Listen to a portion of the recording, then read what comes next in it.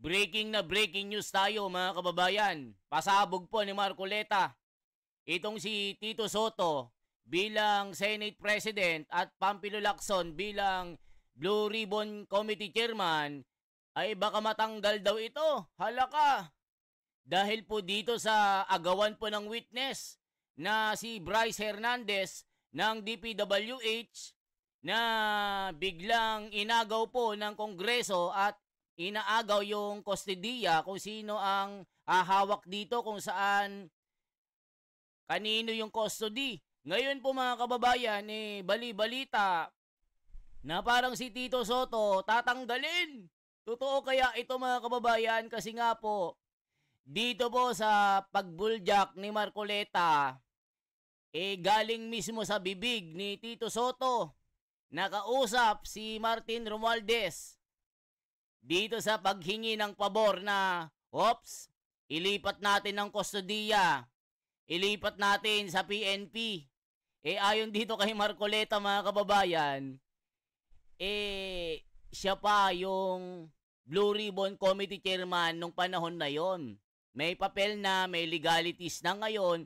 Ito ang kinokontest ni Marcoleta. Bakit si Martin Romualdez ang nasusunod? Anong gusto nyong palabasin? Siya yung nagmamando sa inyo? Akala ba namin independent tayo? Yung Senado, hindi pwedeng pasukan ng kahit sino. Bakit ngayon si Martin Romualdez yung masusunod dito? Hindi na tayo independent nito. Sabi ni Marcoleta. Yan yung nababasa natin sa comment. Ngayon po mga kababayan, panoorin nyo po ang bakbakan at digmaan ng dalawa. Timbangin nyo kung sino talaga ang totoo. Ayon dito sa mga sinasabi nila, kung sino ang may puntos, sino ang may prinsipyo, sino ang walang kinikilingan. Kasi itong si Tito Soto, nagsabi na si Marcoleta, bias daw, may kinakampihan, walang neutrality. Ngayon naman, ito si Tito Soto, kausap si Martin Romualdez. Yari! Tito Soto, mukhang tanggal ka dito. Yan yung sinasabi ng komento. Eto na po mga kababayan, panoorin po natin paano mabuljak itong mga school bukol kontra dito sa Vatican na abogado ng bayan, senador ng bayan, Marcoleta. Siya dapat ang humawak daw ng Blue Ribbon Committee para merong makulong. Ito na po. September 8 ngayon. Yes, September 9, hindi na ako yung chairman. Even assuming that he was still chairman, wala ka na violate eh. Hindi ka. May nag-interview yan eh. Ang sinasabi ko lang, halimbawa, kung hindi na ako, ikaw na kinusulta ka ba? Yun ang gusto ko lang. No? Hindi yung speaker, mas gusto ko kung ikaw ang kinusulta. Hindi kasi ako yung... Ang contempt stance, hindi naman kasama yung may contempt. nag-intervene lang. Hindi na yung contempt ang pinag-usapan. Yung pag-post dito kasi gusto natin dito siya. Ngayon, hinirap siya. Pumayag naman tayo. Pero ang kanyang kondisyon na binigay, isoli nyo immediately. That was before the intervening event. Wala pa yung request nun. September 8 yung ano eh. September 8 ang sulat. Kaya nga, pero yung condition mo September 8. Kaya nga.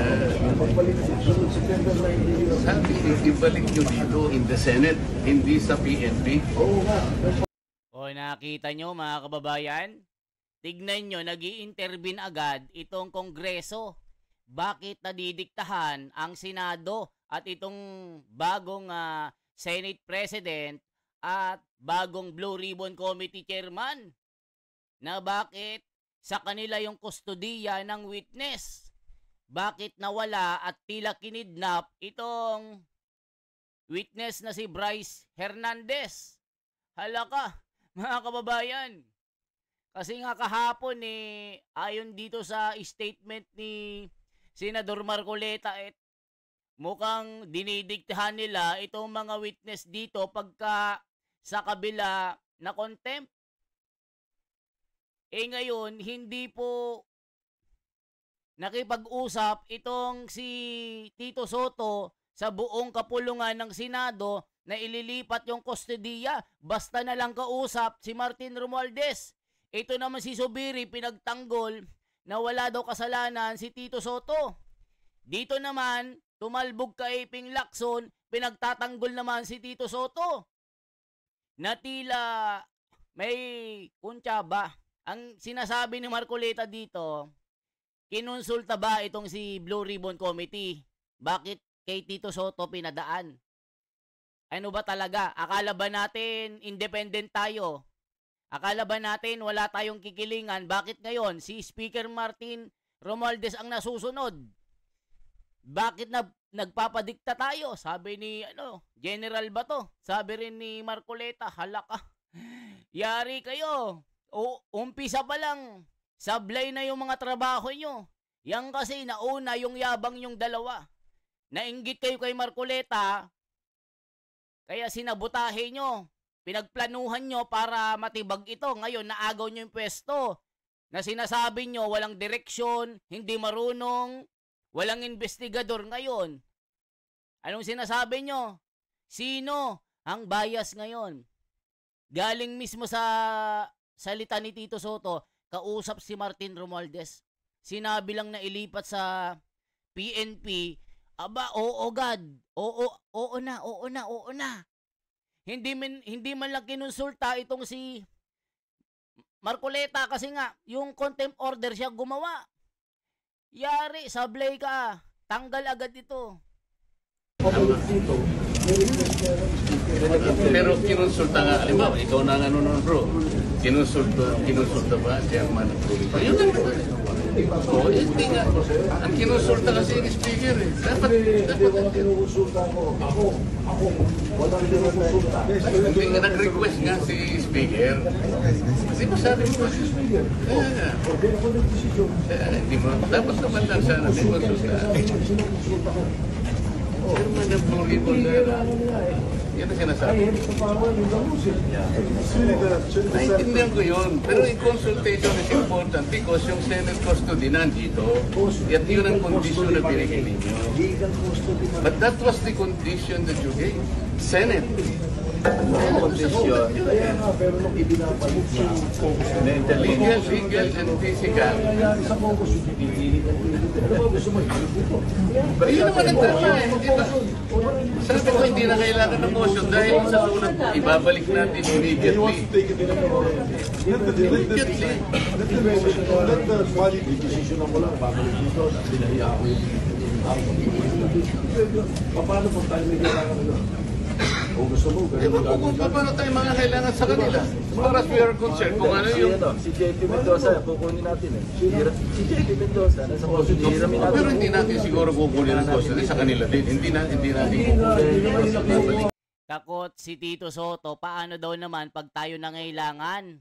Baka gipitin tayo. Loko! Anong klaseng Senate President ito? Natatakot dito sa Congress, natatakot dito sa Speaker. Paano daw pagka Senado naman ang humiling, baka gipitin daw tayo? Alaka. Paano tayo mangangailangan? Explain mo sa akin, sabi ni Marcoleta. Grabe naman itong Senate President na ito. Nagpapadikta agad dun sa Kongreso. Natatakot agad dun pa lang sa paglilipat ng kustodiya ng witness. Inaagrabyado na itong si Marcoleta. Kaya merienda muna tayo. O mga kababayan, o sige, sabihin nyo po kung sinong mali sa kanila.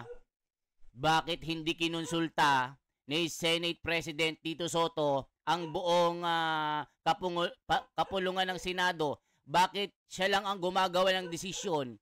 Magkausap sila ni Martin Romualdez. So, ibig sabihin, dalawa lang kayo mag-uusap. Itong minority, hindi nyo na ikukonsulta.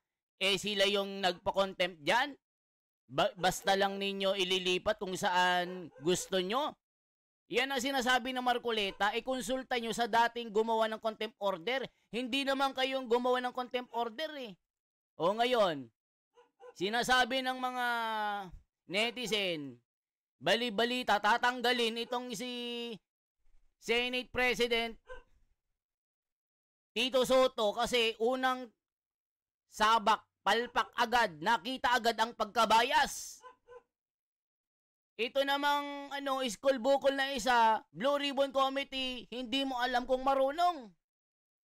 Nagpapa-impluwensya agad dito sa Kongreso kay Martin Romualdez. Natatakot agad sila. Nako po. Ito po yung mga komento mga kababayan. Panoorin nyo po. O tignan nyo po. Kababalik lang na Senate President, napakiusapan agad ni lintik na speaker, hayahay. O tignan yung mga komento. Very obvious ito si Tito Soto. Sabi niya independent body, anong nangyari? Mukhang takot agad kay Martin. Takot na takot kay Tambaluslos, sabi ni Isko Moreno. The Senate has become the extension of HOR. One call away ni Speaker, nanginig agad ang itlog ni Tito Soto. Halaka. Yan ang yabang kasi. Sinasabi ni Tito Soto, ayaw ko ang ginagawa ni Marcoleta. Ayaw ko ang direksyon ng Blue Ribbon Committee. Hindi tama ang ginagawa ng investigasyon. May kinikilingan. Pag ako naging Senate President at itong si Pampilo Lacson ng Blue Ribbon Committee Chairman, walang kikilingan at magiging patas ito at independent body. Ngayon nyo sabihin, kung independent body kayo, bakit naiimpluwensyahan kayo ng Kongreso? Unang sabak, sapak agad kay Marcoleta. Magbasa tayo, galit na galit ang mga tao. Safe na si Romualdez at Saldi, nakapwesto na si Lacson at Soto. Lakas ni Arjo, parehas itong ninong. Tito Soto at Senate President at Speaker Martin Romualdez. Soto is just gave himself away.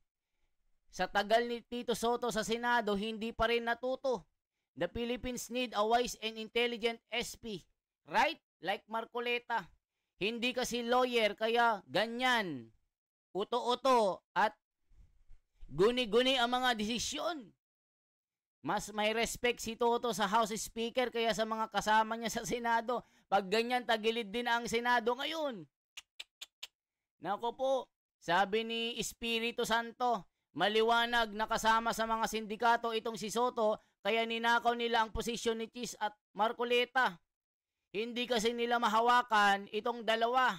So ngayon, ang bagsak, yari na, hayahay na, guni-guni na ang investigasyon na ito. Kunwari mag-iimbestiga, pero ang mangyari, Sara Duterte impeachment. Grabe. Laban lang, Senator Marcoleta. God is with you, and to the rest who are fighting for the true justice, justice will prevail. Media has a responsibility and obligation not only sa pera. Gamitin nyo yung power nyo to spread the truth. We all know na si Romualdez ang utak nito.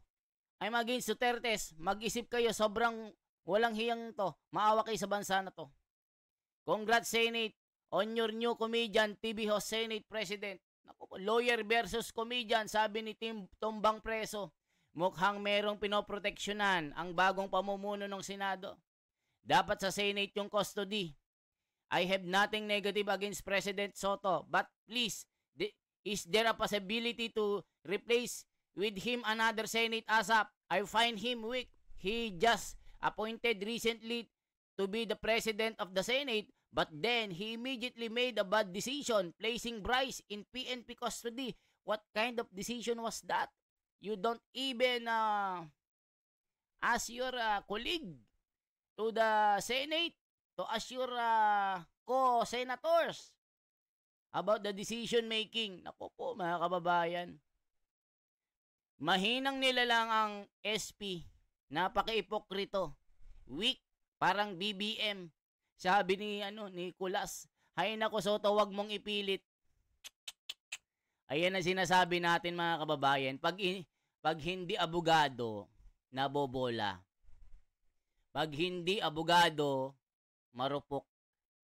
Parang flood control. Madaling maagos, madaling matangay ng bagyo. Madaling matangay ng marupok. Hay nako mga kababayan. What kind of Senate President Tito Soto? This is very bad. Napaka-weak ng decision na ito. Isipin mo, one call away, mga kababayan, one call away with Speaker Martin Romualdez. And he decided to give the witness to the custody of the PNP without telling the senators and the previous chairman of Blue Ribbon Committee and the group of Senator Marcoleta, gumawa ng sariling desisyon without telling Pampilo Lacson. Di ba mga kababayan? Mahinang nila lang. Iba talaga si Marcoleta. Abogado na, matapang at may paninindigan. Dito makikita po natin na kaya palang impluwensyahan itong si Tito Soto. Nako po, ay nako Tito Soto. Umpisa pa lang, ngarag ka na, lutang ka na. Yan kasi, nagpipilit ka. Sabi mo si Marcoleta walang alam, walang direksyon. Mahinang nila lang. Sino ang mahina? Ikaw. Kasi nga one call away with the Speaker Martin Romualdez and you gave in.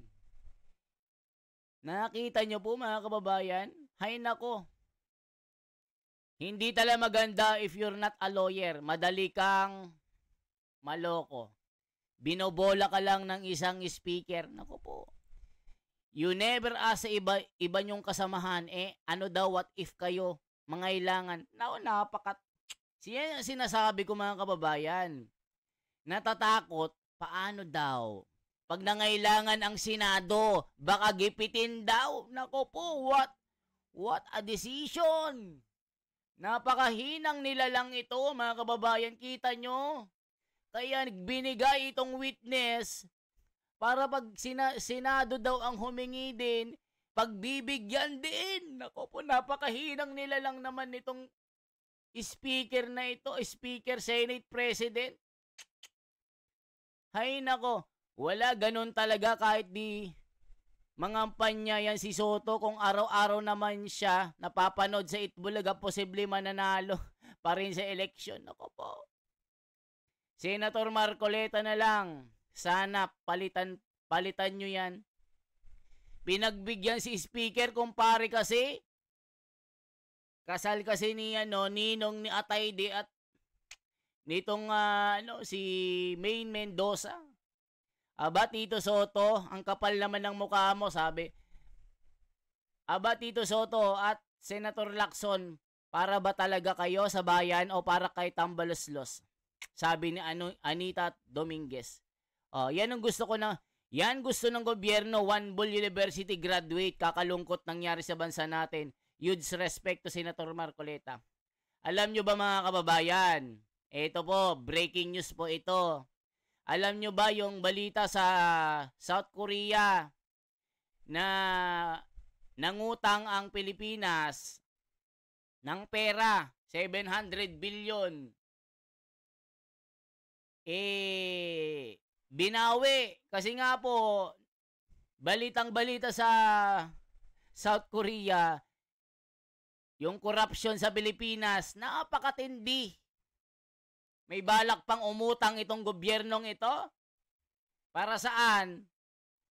Para dagdag ng pera nyo? Wag kami. Gising ng mga Pilipino. Wag nyong antayin ang Pilipinas maging Nepal. Maging Indonesia.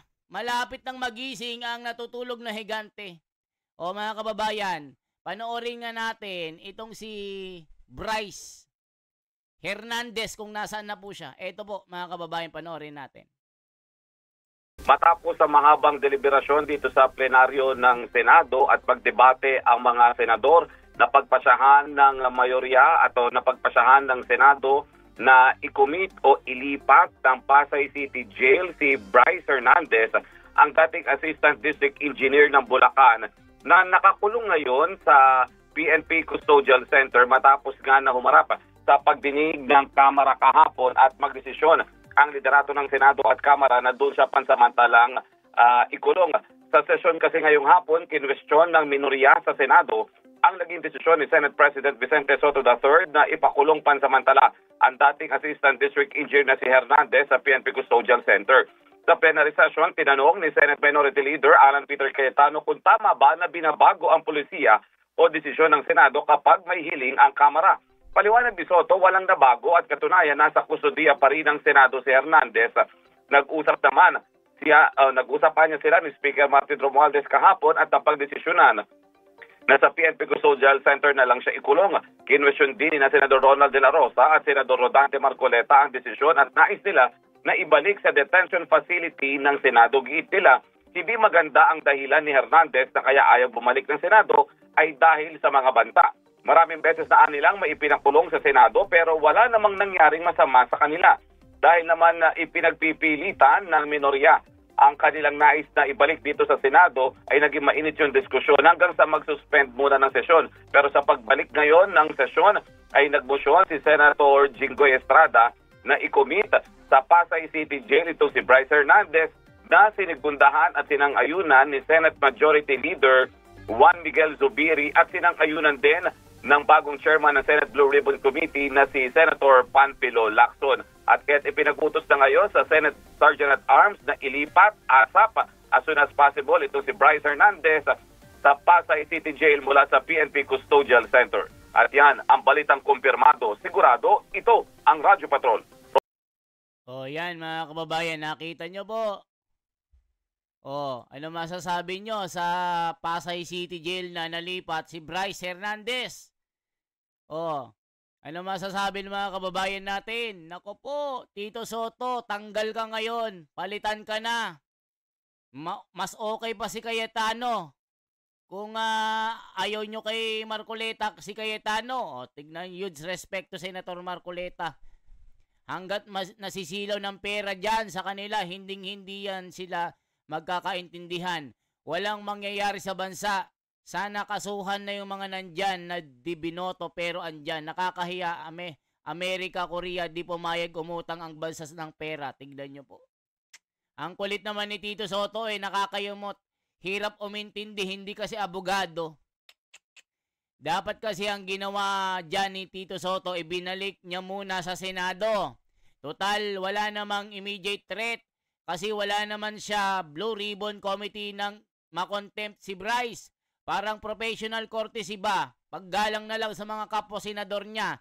Tapos, magdedesisyon nila sa session nila. Yan ang tawag na professional etiquette.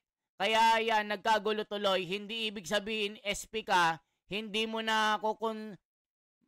ka nakukonsulta sa mga kasama mo. Hindi ganon. Respeto lang, iskul bukol. Nako, nawala tuloy ang integrity ng Senado sa ginawa nila sa pagpalit ng SP ng Blue Ribbon Committee. Sabi ni Tito Soto, yung kanilang desisyon, kaya daw nagpalit sila ng mga liderato na dudungisan daw ang Senado. Gaya ni Senate President Chis Escudero sa 30 million na issue. Pangit na daw ang imahe ng Senado. Tanggalin na yan! Sabi ni BBM. Nag-usap sila. Tapos itong si Marcoleta naman, ayaw ko yan! Hindi neutral! Hindi maganda, walang direksyon, pangit ang ginagawang investigasyon. Pag ako magiging independent body, hindi ako papa-impluwensya kahit kanino.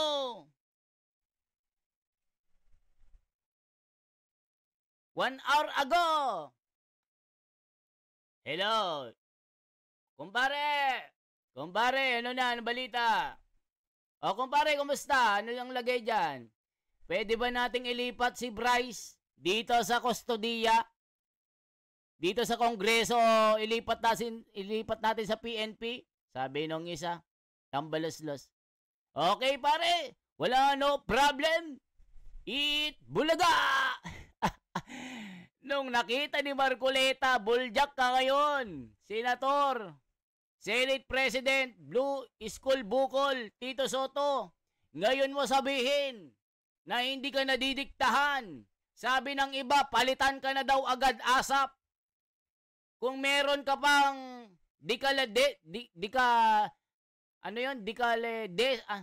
ang tawag doon mga kababayan, kung meron ka pang naiiwang kapal ng muka, mag-resign ka na bilang Senate President. Unang sabak mo, buljak ka kaagad. Mali-mali agad ang ginagawa mo. Sabi ng mga komento. What the hell? Sunod-sunuran si Tito Soto. Wala nang mangyayari, sabi. Ang tindi. Think about this, Tito Soto. Mali ang ginawa mong move. Yari ka ngayon. Hindi makikinig yan mga yan, baluktot yan. Hindi kasi abogado, mahirap makaintindi. Artista kasi yan, sabi ni Jeffrey Baldos. Go, Senator Marcoleta, bata mo ako. Wrong move ka dyan. Tito Soto, kumpare mo si Tambaluslos. Mas malalim ang pinag-aralan ng mga abogado kahit pa 100 taon ka sa college. Di mo matatapatan ang pinag-aralan ng mga abogado. Yan mga kababayan. O anong masasabi nyo? Mag-comment kayo mga kababayan kasi kailangan nyo pong makisama dito. Lahat po kasi tayo may damay-damay kasi tayo pag hindi naipalabas yung tunay na may kasalanan dito. Mga kababayan, tignan po natin, meron kasing dito, mga kababayan, tignan nyo po dito ha. Meron po akong ipapakitang video sa inyo. Itong si Pastor Abante, tinatakot niya po itong si Diskaya na magsalita ka na para tapos na. Ito po mga kababayan, tignan nyo po mga kababayan ha. San na ba yung video? Pakita ko lang ito mga kababayan. Abante to Diskaya para hindi ka na mapagkamalang ikaw ang magnanakaw. Ito po. Ito po mga kababayan. Po kayo nag-testify. Check nyo po dito ha. Mamaya, hanapin po natin yung video na tinatakot niya si Diskaya na magsalita ka na para tapos na. Tignan nyo po mga kababayan. Mamaya hanapin natin. Kasi dito pala sa Kongreso, nasa likod si Abante mga kababayan, tinatakot niya. Magsalita ka na para tapos na. Parang ganon. Yung mga komento, pastor ka ba o demonyo? Parang ganun yung mga comment Ito po mga kababayan, check po natin. Ito po si Abante mga kababayan. Panoorin nyo po. Ito yung video dito. Ito po si Abante. Ano sinasabi niya dito? Panoorin nyo mga kababayan. Bago po kayo nag-testify sa Senado kahapon, sino po ang mga nakausap nyo bago yun? Pero kayo nakausap. Under oath kayo ha. Baka mamaya magsinungaling na naman kayo dito. Wala po, Your Honor. Kami lang pong mag-asawa talaga. Wala kayong kinausap. Yung mga abogado mo kinausap. Yung mga abogado lang po namin, pero pinipigilan po nila kami. Pero sabi po namin ay gusto po naming magsalita. Kasi po, ginugulo po ng mga tao po ang bahay at namin. Building po, pinagbabato po nila. At ang sama-sama na po ng aming pangalan para po kaming talagang magnanakaw. Kaya po napilitan po kami, na-pressure po kami dahil gusto na po kaming tapatayin ng taong bayan. Kaya nga nais namin magsabi ka ng totoo ngayon para hindi ka na mapagkamalang ikaw ang magnanakaw. Hindi ba? Ito over the weekend, did you attend a meeting para pag-usapan ang iyong pagharap sa Senado kahapon? Over the weekend, nag-attend ka ba ng meeting para pag-usapan ang pagharap mo sa Senado? Kami pong mag-asawa at yung mga yung mga legal lawyers po namin, pero pinipigil po nila kami. Meron. Ibig sabihin, nakapag-meeting ka bago pag-Senado kahapon? Hindi po. Chair, kahapon po. Yes.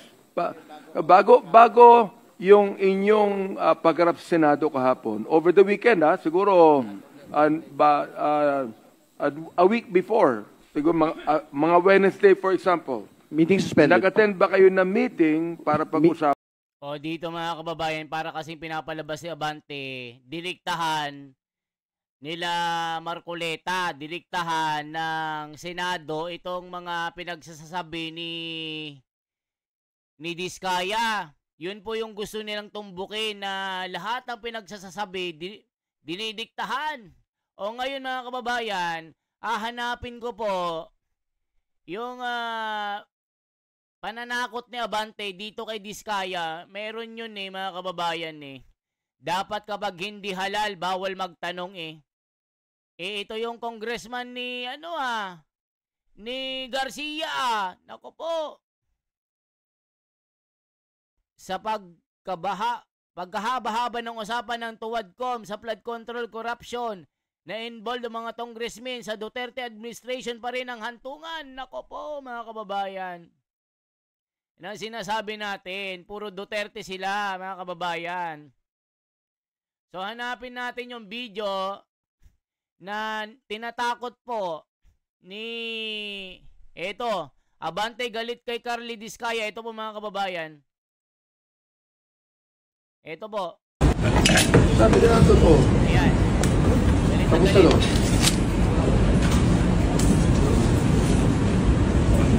Ayan o. Sabi nila totoo. Tinatapos niya.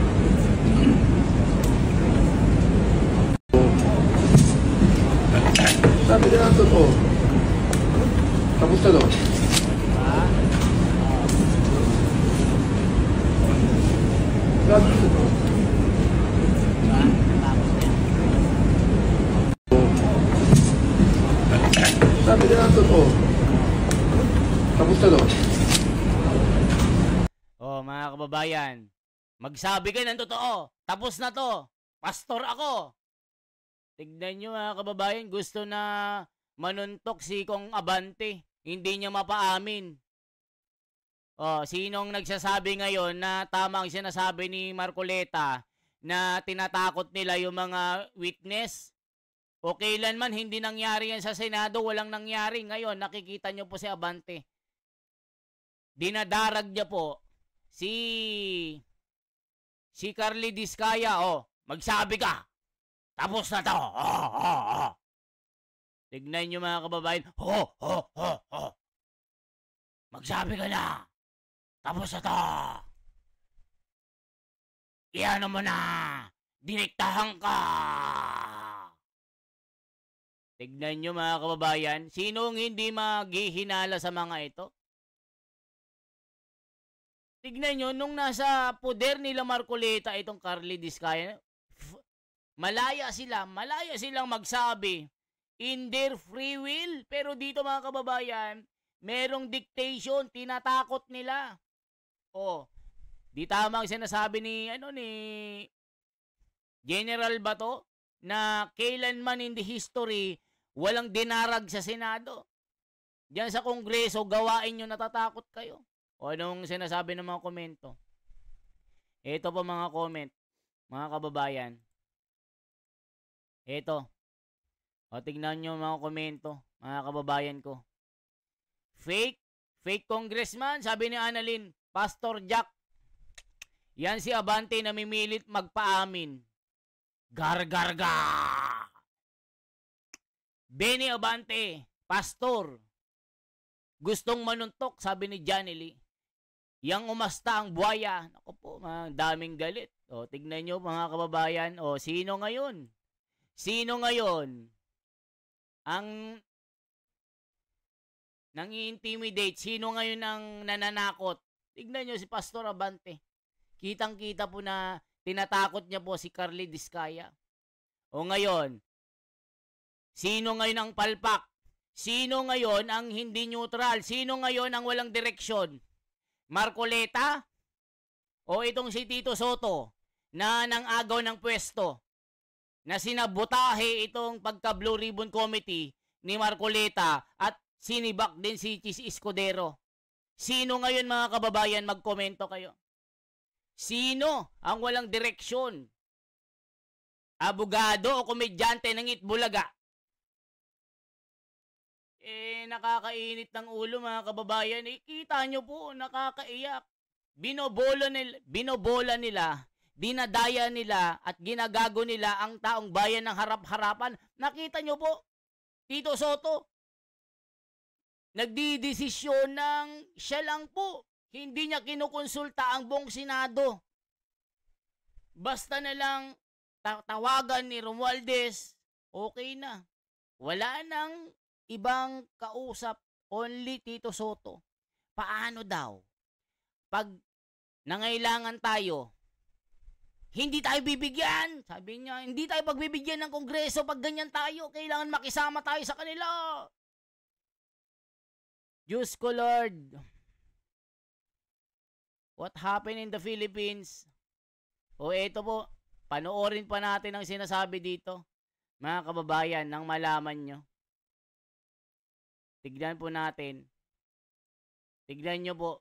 Ito po, ulitin natin. O, tignan natin ang banggaan nila para malaman nyo po. September 8 ngayon.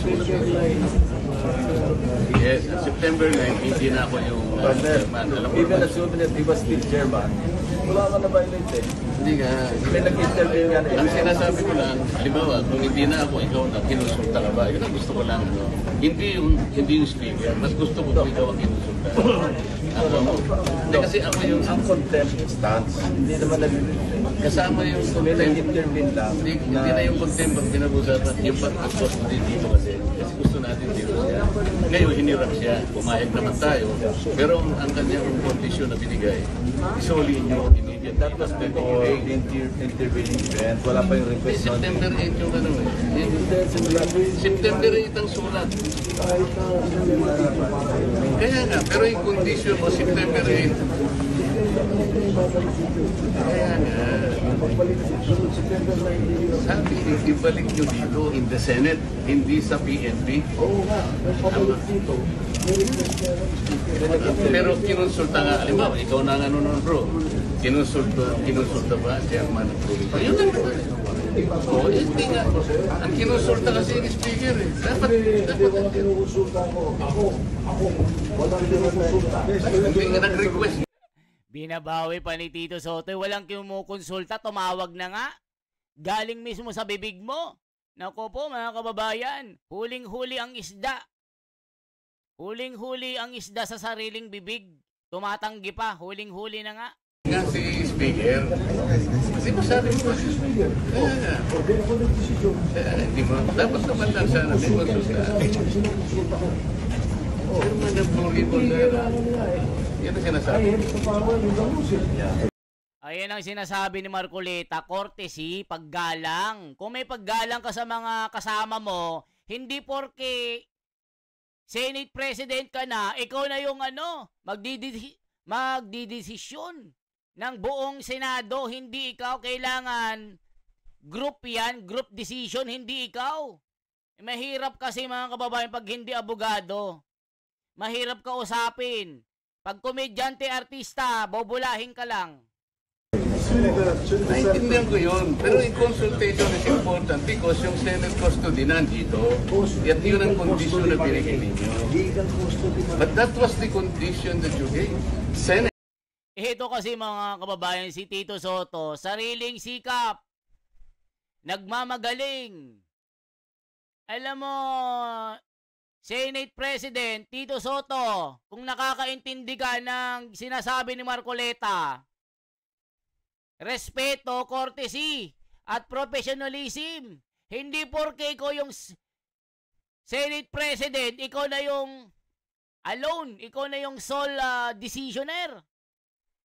Mga kababayan, bali-balita, tatanggalin agad ito kasi palpak agad eh. Palpak agad palitan agad yan. Sabi ng mga netizen. Ang kondisyon, Kaya nga, pero nung ibinapalit na, focus na. Legal, and physical. Sa focus yung pipili ng ano ba gusto mo? Ayun naman ang tama eh. Hindi ba? Sabi ko, hindi na kailangan ng motion dahil sa sulat, ibabalik natin immediately. Immediately. Decision na ko lang, babalik dito, pinahiya ako yung paano po tayo may kailangan ano? O gusto mo, Ewan ko kung paano tayo mga kailangan sa kanila. As far as we are concerned, kung ano yung... Si JP Mendoza, kukunin natin eh. Si JP Mendoza, nasa motion, hiramin natin. Pero hindi natin siguro kukunin ang custody sa kanila din. Hindi natin kukunin.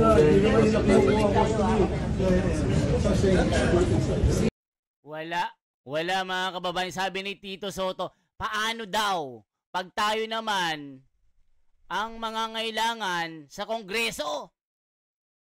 Eh di gigipitin tayo ng Kongreso. Hindi tayo bibigyan ng pabor.